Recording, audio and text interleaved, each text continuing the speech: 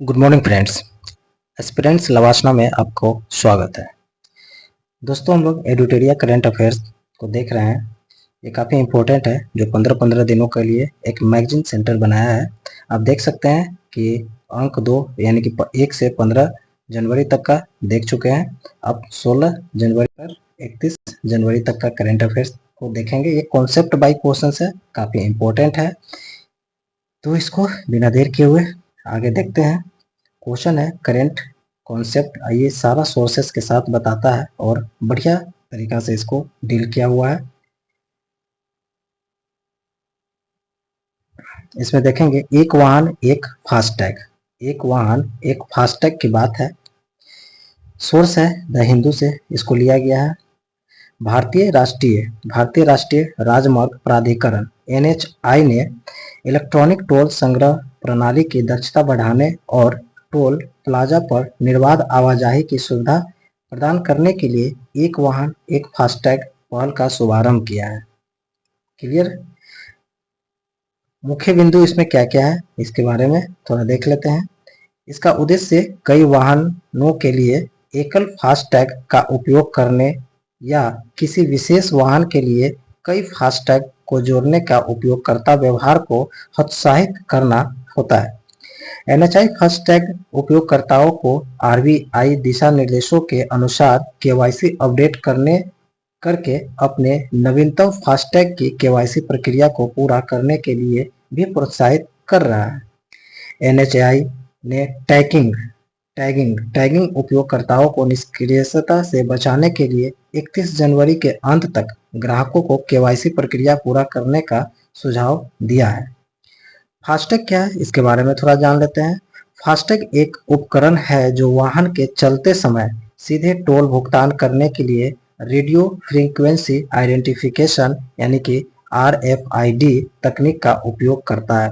Important देना है, point इसको ध्यान देना है कि फास्टैग किस फ्रीक्वेंसी पे काम करती है। तो फास्टैग रेडियो फ्रीक्वेंसी आइडेंटिफिकेशन पे कार्य करती है, RFID। एक पॉइंट आपको क्वेश्चन यहाँ से भी बन सकता है। यह वाहन की विंड स्क्रीन पर चिपकाया जाता है और ग्राहक को किसी भी टोल भुगतान के लिए रुके बिना टोल प्लाजा के माध्यम से गाड़ी चलाने की क्षमता बनाता है। टोल किराया सीधे ग्राहक के लिंक खाते से कट जाता है। क्लियर हो गया? आगे देखेंगे इसमें और क्या पॉइंट है, चलिए देख लेते हैं। टैग जारी होने की तारीख 5 वर्ष के लिए वैध है, जो 7 अलग अलग रंगों के कोड में आता है। इस प्रणाली की शुरुआत 2014 में अहमदाबाद और मुंबई के बीच स्वर्णिम चतुर्भुज पर एक पायलट प्रोजेक्ट के रूप में स्थापित किया गया था। इसे अप्रैल 2016 में शुरू किया गया था। यहाँ से भी आपका एक दूसरा पॉइंट आप बन जा रहा है कि इस फास्टैग को 5 वर्षों के लिए वैध बनाया, जो 7 अलग अलग रंगों का कोड है, पहला पॉइंट। दूसरा, इस प्रणाली की शुरुआत 2014 में अहमदाबाद और मुंबई के बीच स्वर्णिम चतुर्भुज के पायलट प्रोजेक्ट के रूप में इसको स्थापना किया गया था और शुरुआत इसके 2016 से किया गया था। एक वाहन एक फास्टैग पहल शुरू का मुख्य उद्देश्य रहा इलेक्ट्रॉनिक टोल कलेक्शन सिस्टम की दक्षता को बढ़ाना, टोल प्लाजा पर अनावश्यक देरी से बचना मेन इसका मुख्य कारण था। नेक्स्ट पॉइंट देखेंगे, भारत का पहला डार्क स्काई पार्क है जिसका सोर्स PIB है। महाराष्ट्र के पेंच टाइगर रिजर्व को भारत का पहला और एशिया में 5वां डार्क स्काई पार्क के रूप में नामित किया गया, जो रात के आकाश यानी कि नाइट स्काई को प्रकाश प्रदूषण से रोकता है।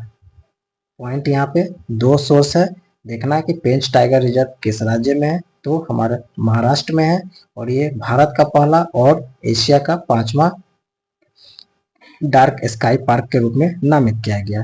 मुख्य बिंदु इसमें क्या क्या है, तो डार्क स्काई पार्क एक पार्क या वेधशाला के आसपास का क्षेत्र होता है जो कृत्रिम लाइट प्रदूषण को प्रतिबंधित करता है। डार्क स्काई पार्क का उद्देश्य आमतौर पर खगोल विज्ञान को बढ़ावा देना है। पेंच नेशनल पार्क में विभिन्न गांवों में 100 से अधिक स्ट्रीट और सामुदायिक लाइटों को नीचे की ओर आने वाले लाइटों से बदल दिया है, जिससे रात के आकाश पर उनका प्रभाव कम होता है। That is clear. नेक्स्ट देखेंगे, सॉरी इसी पॉइंट में नेक्स्ट पॉइंट देखेंगे। यह प्रमाणन इंटरनेशनल डार्क स्काई एसोसिएशन द्वारा दिया गया है। लाइट प्रदूषण या रात में कृत्रिम प्रकाश। लाइट प्रदूषण अवांछित या अत्यधिक कृत्रिम प्रकाश से संबंधित है, जो प्रतिकूल प्रभाव उत्पन्न कर सकता है। यह वन्य जीवों की प्राकृतिक पैटर्न को बाधित भी करता है, वातावरण में CO2 की मात्रा को बढ़ाता है तथा कृत्रिम प्रकाश के कारण रात में आकाश में तारे अस्पष्ट हो जाते हैं। पेंच टाइगर रिजर्व। यह रिजर्व मध्य प्रदेश के सिवनी और छिंदवाड़ा जिले में सतपुरा पहाड़ियों के दक्षिणी छोर पर स्थित है। इसका नाम पेंच नदी के नाम पे रखा गया है। पेंच टाइगर रिजर्व का क्षेत्र और आसपास का क्षेत्र रुडयार्ड किपलिंग की प्रसिद्ध द जंगल बुक की वास्तविक कहानी वाली क्षेत्र है। जीव जंतु। यहाँ बड़ी संख्या में गौर यानी कि भारतीय वाइसन, सांभर, बुर्किंग डियर, चौंगीसा, चिकारा, जंगली सुअर पाए जाते हैं। वनस्पतियों में देखेंगे कि यहाँ शुष्क पर्णपाती वन और वनस्पतियां पाई जाती है, जिनमें महुआ, पलास, सागौन प्रमुख फसल है। ये सारा पॉइंट को एकदम ध्यान रखना है। जीव जंतु में कौन कौन है, तो ये भारतीय बाइसन जैसे सांबर, बार्किंग डियर, चौंग्यासा, चिकारा, जंगली सुअर, और वनस्पति में शुष्क पर्णपाती वनस्पति पाई जाती है। महुआ, पलास, सागौन प्रमुख यहाँ के वृक्ष हैं। भारतीय खगोल वेधशाला AIO एक ऊंचाई वाला खगोल विज्ञान स्टेशन है जो लद्दाख के हानले में अवस्थित है और भारतीय खगोल भौतिकी संस्थान द्वारा संचालित भारत का पहला डार्क स्काई रिजर्व भी है। नेक्स्ट पॉइंट टॉपिक को देखेंगे। जापान का चंद्रमा मिशन स्लिम, जिसका सोर्सेस है द इंडियन एक्सप्रेस में। हाल ही में जापान ने चंद्रमा सतह पर स्लिम यानी कि smart lander for investigation moon smart lander for investigation moon यानी कि स्लिम नामक एक अंतरिक्ष यान उतारा, जो सोवियत संघ, अमेरिका, चीन और भारत के बाद चंद्रमा पर सॉफ्ट लैंडिंग करने वाला 5वां देश बन गया है हमारा जापान। पड़ोसी मतलब प्यारा दोस्त जापान। कौन कौन है? सोवियत संघ, अमेरिका, चीन, भारत एंड जापान।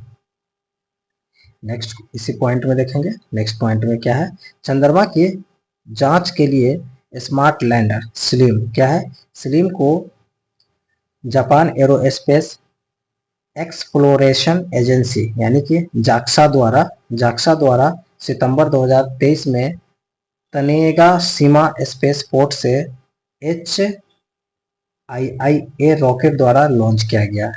जापान का है स्लिम, जो एरोस्पेस एक्सप्लोरेशन एजेंसी यानी कि जाक्सा द्वारा सितंबर 2023 में Tanegashima space port HIIA rocket द्वारा लॉन्च किया गया। इसका लक्ष्य है 100 मीटर के भीतर सटीक लैंडिंग का प्रदर्शन करना।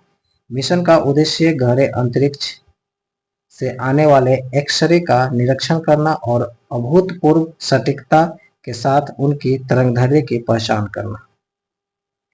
नेक्स्ट पॉइंट को देखेंगे। भारत की पहली स्वदेशी हेपेटाइटिस ए वैक्सीन लॉन्च किया गया है। इसके सोर्सेस है द इंडियन एक्सप्रेस। हैदराबाद स्थित इंडियन इम्यूनोलॉजिकल लिमिटेड IIL ने भारत की पहली स्वदेशी रूप से विकसित हेपेटाइटिस ए वैक्सीन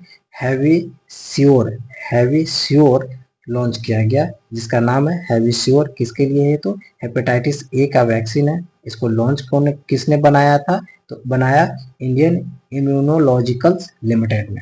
तो यहाँ पे पॉइंट कौन कौन आ रहा है? एक पॉइंट यहाँ पे ये हो गया, किसने बनाया, किसके लिए बना? हेपेटाइटिस ए के लिए। ये दूसरा पॉइंट है। और जिसका नाम क्या है? हैवीश्योर, ये तीसरा पॉइंट। ये सब फैक्ट्स में आपका क्वेश्चन बन सकता है। हैवीश्योर वैक्सीन क्या है?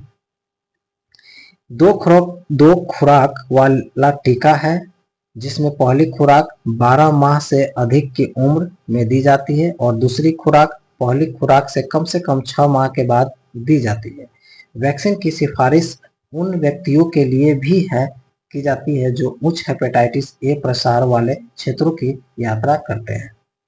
हेपेटाइटिस ए क्या है, इसके बारे में देख लेते हैं। यह एक वायरल संक्रमण है।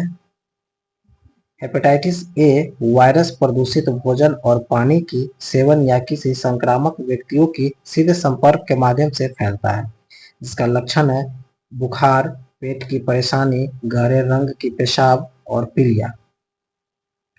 सरकारी पहल है कि वर्ष 2030 तक वायरल हेपेटाइटिस को समाप्त करने का लक्ष्य रखा है। ये आपको मोस्ट इम्पोर्टेंट पॉइंट हो गया कि भारत सरकार ने हेपेटाइटिस को खत्म करने का लक्ष्य रखा है 2030 तक। ये आपका एमसीक्यू क्वेश्चन बन सकता है यहाँ से। नेक्स्ट देखेंगे निपाह वायरस के टीके का पहला मानवीय परीक्षण। ओके, निपाह वायरस का पहला मानवीय, जिसका सोर्सेस है द हिंदू। ब्रिटेन के ऑक्सफोर्ड यूनिवर्सिटी के वैज्ञानिक निपाह वायरस के लिए मानव निपाह वैक्सीन का पहला परीक्षण शुरू कर दिया है। मानव निपाह के लिए परीक्षण शुरू कर दिया। निपाह वायरस वैक्सीन क्या है, तो इसका नाम है चैडोक्सी 1 निपाह बी। ट्रायल में ऑक्सफोर्ड वैक्सीन ग्रुप के नेतृत्व में अगले 18 महीनों की अवधि के लिए 18 से 55 वर्ष की आयु के 51 लोग शामिल होंगे। वायरल वेक्टर आधारित टीके वे रोग पैदा करने वाले वायरस से कोशिकाओं में एंटीजन बनाने के निर्देशों की तस्करी करने के लिए एक हानिकारक वायरस का उपयोग करते हैं, जिसके खिलाफ सुरक्षात्मक प्रतिरक्षा उत्पन्न होती है। निपाह वायरस क्या है, तो यह पैरामाइक्सो वायरस के परिवार से संबंधित है। पॉइंट यहाँ नोट करने की चीजें हैं। पैरामाइक्सो वायरस परिवार से संबंधित करता है। इसका सर्वप्रथम पहचान 1998 में मलेशिया और सिंगापुर में सुअर पालकों के बीच प्रकोप में रूप में देखा गया है। कहाँ पे क्या है, मलेशिया और सिंगापुर में सुअर पालकों के बीच।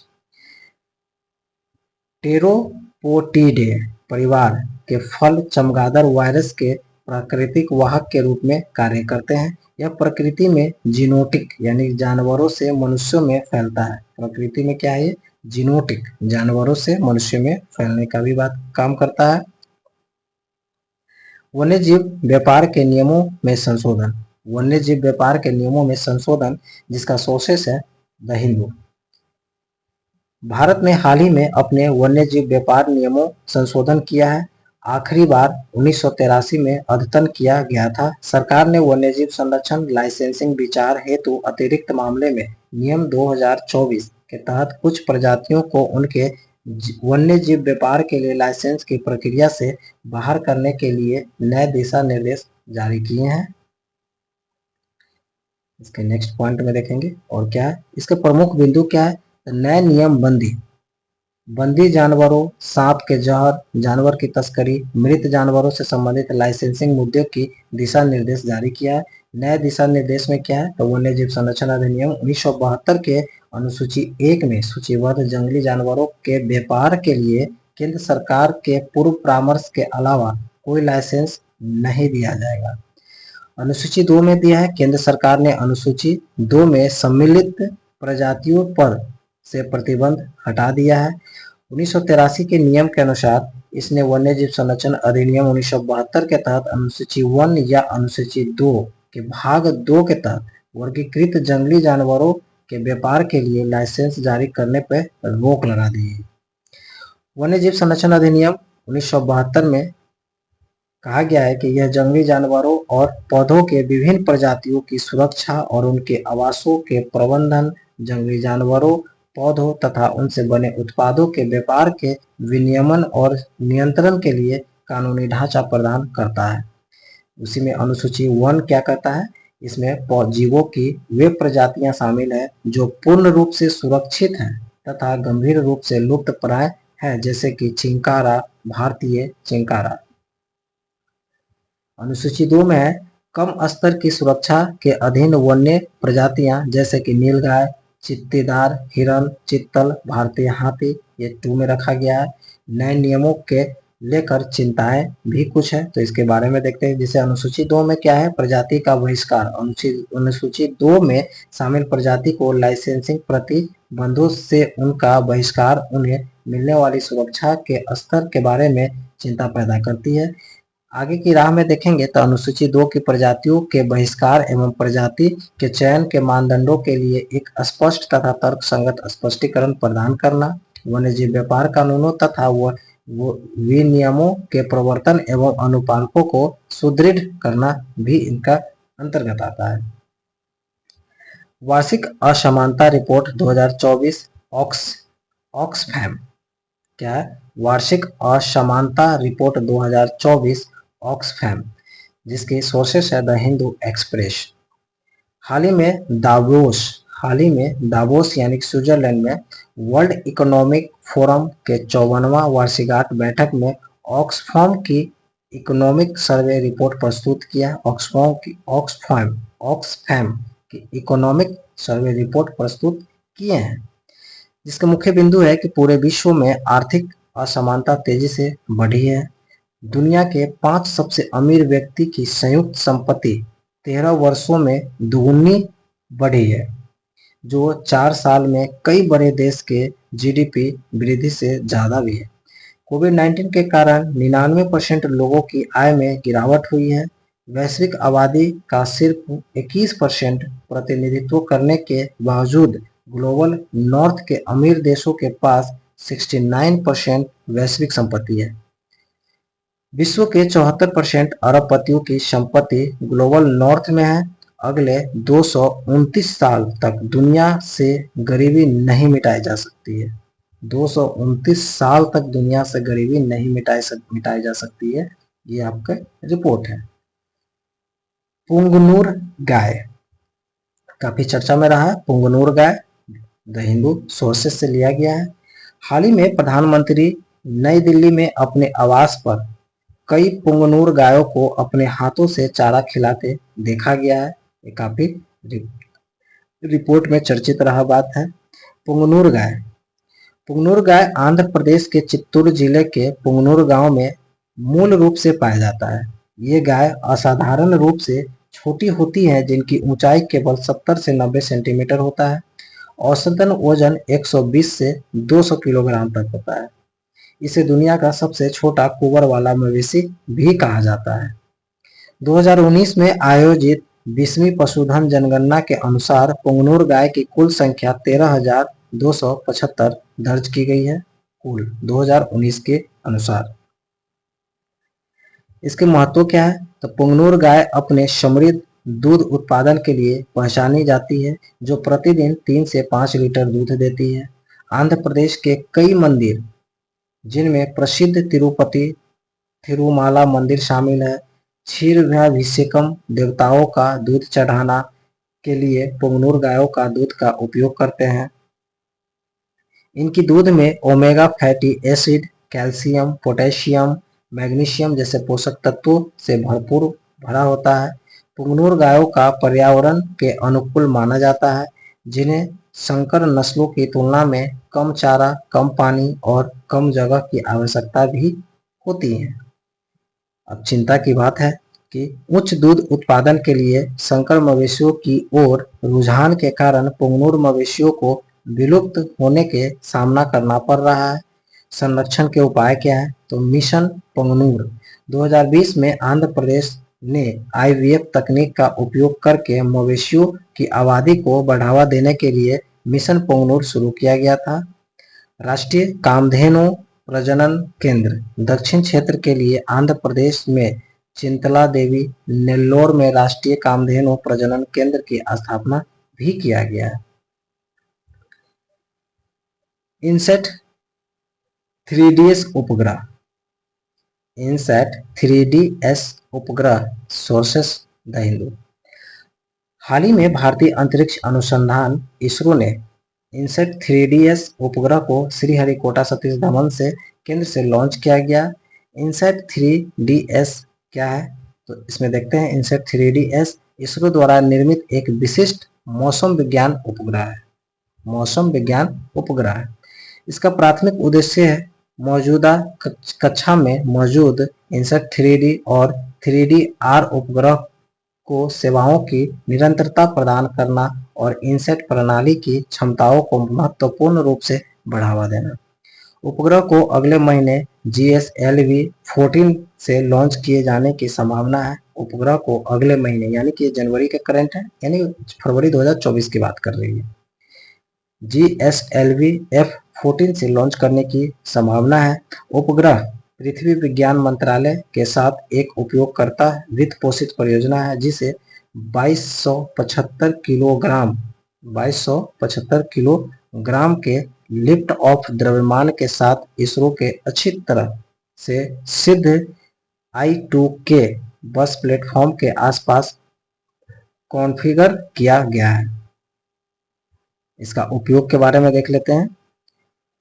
उपग्रह को मौसम की भविष्यवाणी और आपदा चेतावनी के लिए उन्नत मौसम संबंधी अवलोकन और भूमि और महासागर सतहों की निगरानी के लिए डिजाइन किया गया है। विशेषता की बात करेंगे तो इसमें अत्याधुनिक पोलैड जैसे 6 चैनल इमेजर और 19 चैनल साउंडर, मौसम विज्ञान पेलोड संचार, payload the data relay transporter आदि स्वचालित मौसमों स्टेशनरों से मौसम विज्ञान, जल विज्ञान और समुद्री विज्ञान संबंधी डेटा प्राप्त करता है और मौसम पूर्वानुमान क्षमताओं को बढ़ावा भी देता है। GSLV F14 तरल प्रणोदक का उपयोग करने वाला एक अधिक उन्नत रॉकेट है। 3 चरणों में क्रायोजेनिक तरल प्रणोदक का उपयोग भी करता है। यहाँ तक देख लिए, आगे देखेंगे। नेक्स्ट इसमें पॉइंट में प्रधानमंत्री सूर्योदय योजना काफी चर्चा में रहा है। सोर्सेस PIB है। हाल ही में PM मोदी ने प्रधानमंत्री सूर्योदय योजना शुरू करने की घोषणा की। प्रधानमंत्री सूर्योदय योजना जो एक सरकारी पहल है जिसका उद्देश्य भारत में 1 करोड़ परिवारों को छत पर सौर प्रणाली प्रदान करना। ओके, सौर प्रणाली उपयोग करना 1 करोड़। यह महत्वाकांक्षी योजना स्वच्छ और टिकाऊ ऊर्जा स्रोतों की बढ़ती मांग को संबोधित करते हुए देश में छत पर सौर प्रतिष्ठानों को बढ़ावा देने की पिछले प्रयासों पर आधारित है। प्रधानमंत्री सूर्योदय योजना इसमें आवासीय उपभोक्ता के लिए छतों पर सौर ऊर्जा प्रणाली स्थापित करना शामिल होगा। यह योजना न केवल गरीबों और मध्य वर्गीय के बिजली बिल को कम करने में मदद करेगी, बल्कि भारत के ऊर्जा क्षेत्र में आत्मनिर्भर बनने के लक्ष्य को भी आगे बढ़ाएगी।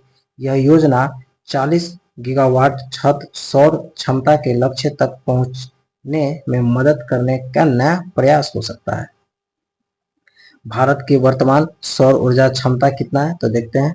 कुल सोलर क्षमता दिसंबर 2023 तक भारत की कुल सौर ऊर्जा स्थापित क्षमता लगभग 73.31 गीगावाट रहा। 73.31 2000 दिसंबर 23 तक। इम्पोर्टेंट पॉइंट है, इसको याद नोट कर लेना है कि कुल सौर ऊर्जा क्षमता दिसंबर 2023 तक कितना रहा है तो 73.31।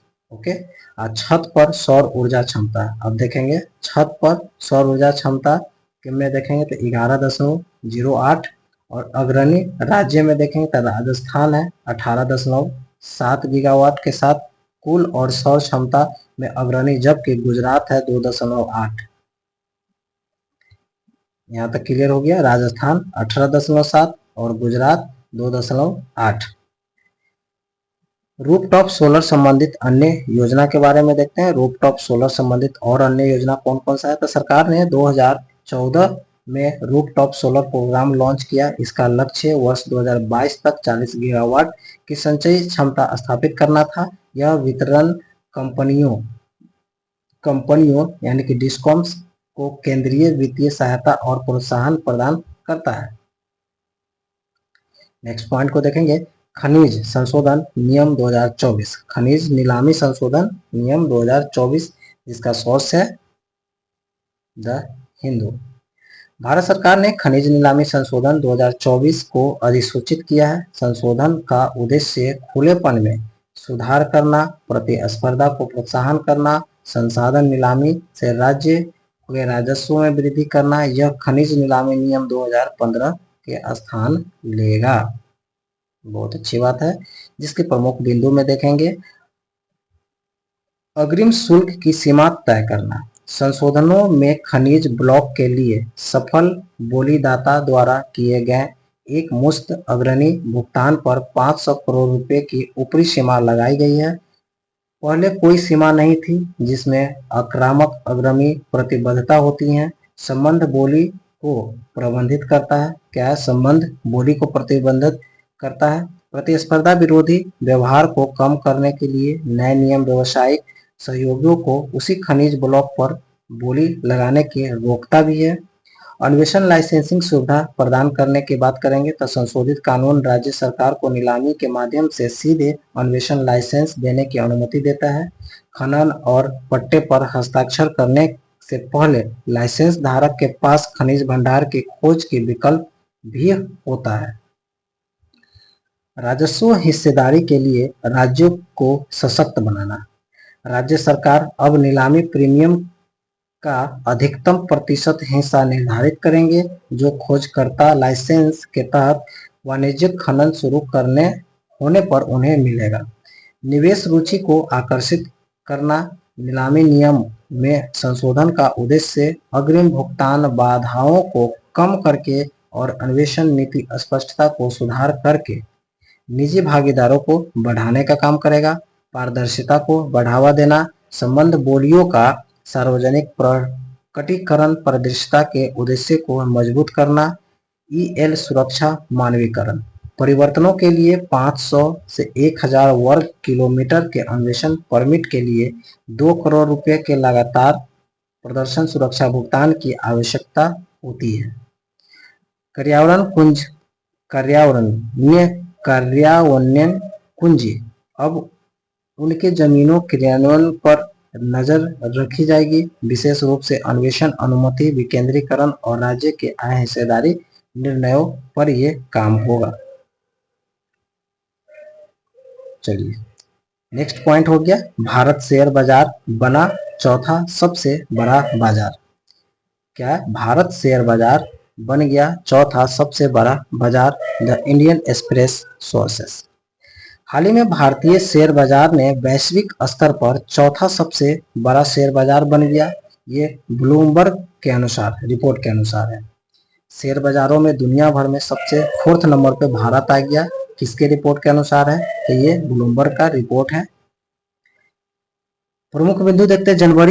22 जनवरी को भारत का बाजार पूंजीकरण हांगकांग के 4.29 ट्रिलियन डॉलर के मुकाबले 4.33 ट्रिलियन डॉलर था। यानी कि हांगकांग का 4.29 था और भारत का 4.33 ट्रिलियन डॉलर था। भारत का शेयर बाजार अब संयुक्त राज्य अमेरिका, चीन और जापान के बाद चौथा बन गया है।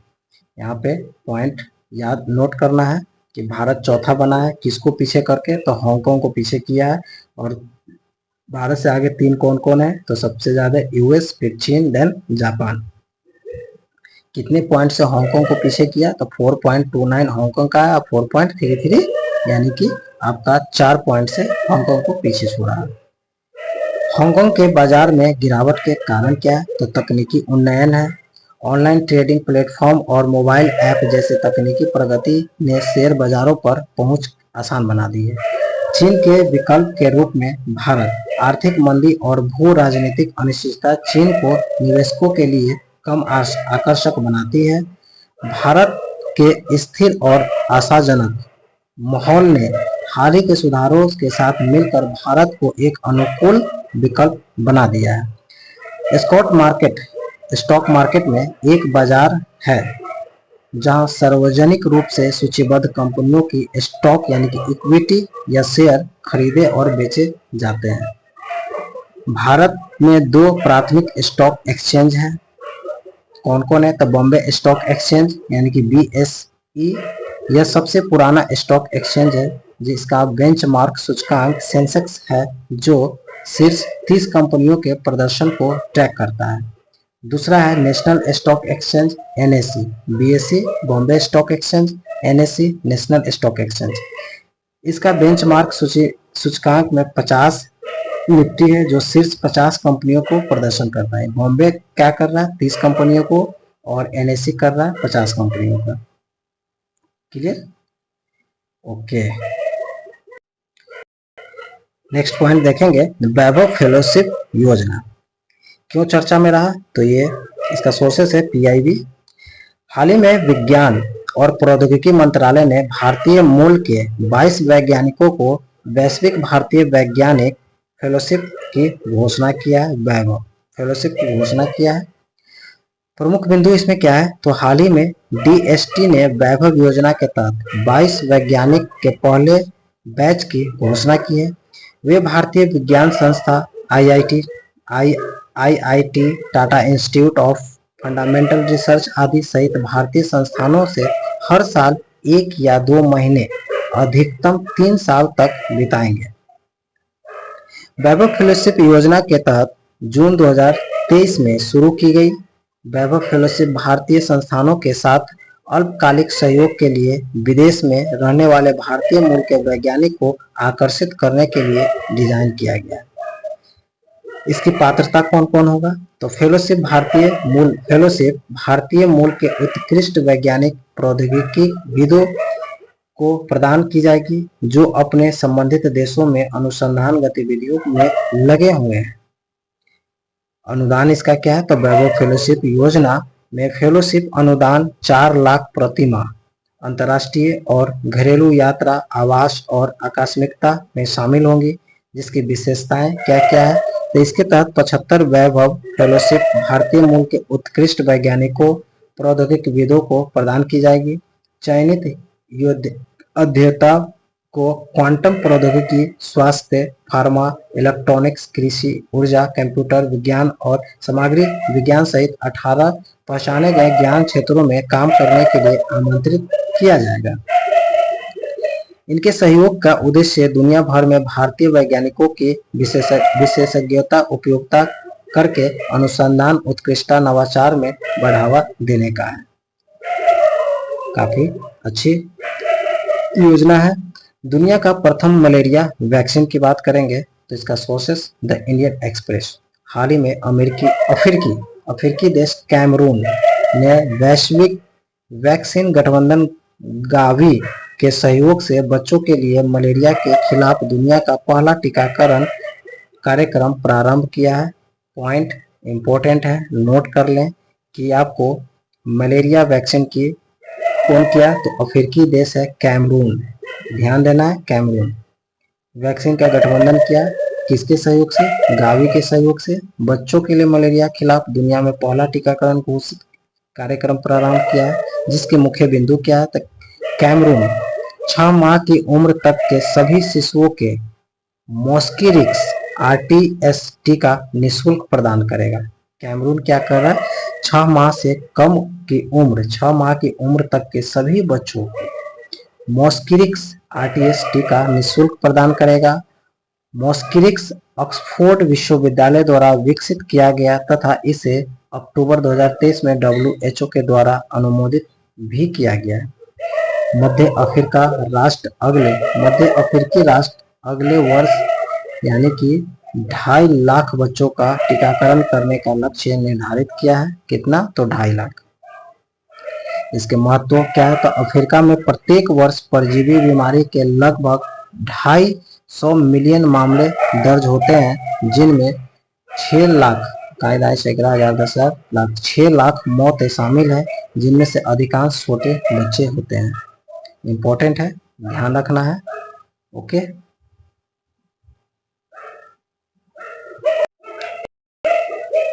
नेक्स्ट पॉइंट है नीतिश डिवाइस क्या है? नीतिश डिवाइस हिंदुस्तान टाइम्स इसका सोर्सेस है। हाल ही में बिहार राज्य आपदा प्रबंधन प्राधिकरण नीतिश डिवाइस लॉन्च किया है। कौन किया है? बिहार राज्य आपदा प्रबंधन प्राधिकरण नीतिश डिवाइस लॉन्च किया है। इसके माध्यम से खेत में कार्य करने वाले मजदूर एवं बाहर निकलने वाले व्यक्ति इस डिवाइस को अपने शरीर पर धारण करेंगे।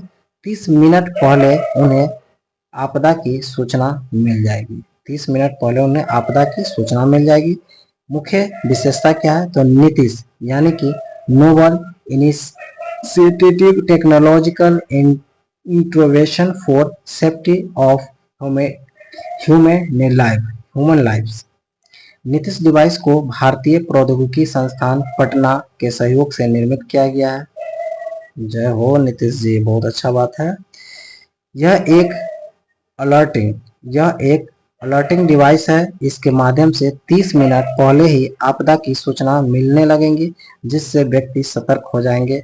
यह वज्रपात, बाढ़, अत्यधिक गर्मी, लू, शीतलहर जैसे आपदाओं से चेतावनी देगी। बिहार राज्य आपदा प्रबंधन प्राधिकरण ने पेटेंट की शक्ल की इस डिवाइस का नाम नीतीश रखा है। हिंदी रूपांतरण: नीत तीव्र एवं शक्तिशाली जीवन सुरक्षा कवच है। यह शरीर की ऊर्जा से चार्ज होगा। लगभग संसाधनों का पूर्वानुमान लगाकर आपदा कार्यों का बेहतर ढंग से निष्पादन भी करेगा। निर्णय समर्थन प्रणाली की शुरुआत होने से आपदा कार्यों में अंतर्भागीय समन्वय और बेहतर होगा। बिहार में प्रतिवर्ष आपदा से होने वाला भारी जनमाल का नुकसान को भी कम करेगा। बिहार में होने वाले प्रतिवर्ष आपदा से होने वाले भारी जनमाल की नुकसान को भी कम करेगा Nitish device. Clear? Nitish device यहाँ तक कंफर्म हो। ओके फ्रेंड्स, तो आज का सेशन यहीं पे स्टॉप किया जाता है। लगभग आधे घंटा का सेशन कंप्लीट हो चुका है। नेक्स्ट सेशन में देखेंगे जैसे भारत का मराठा सैन्य प्रशासन है, इसको बहुत ज़्यादा नहीं है, इसको शॉर्ट करेंगे तो लगभग 3-4 पेज में है। एक और सेशन देखेंगे जो हमारा मेन टॉपिक है, पॉइंट को ये सारा नेक्स्ट सेशन में कंप्लीट कर दिया जाएगा। उसके बाद देखेंगे फिर राष्ट्रीय घटनाक्रम। तो सेकेंड सेशन में राष्ट्रीय घटनाक्रम को लेकर ये एक हो गया, एक और देखेंगे और ये थर्ड क्लास में पूरे 15 दिन का टेस्ट सीरीज करंट का खत्म करेंगे। तब तक के लिए थैंक यू। प्लीज़ अच्छा लगे तो लाइक कमेंट जरूर करें। Thank you.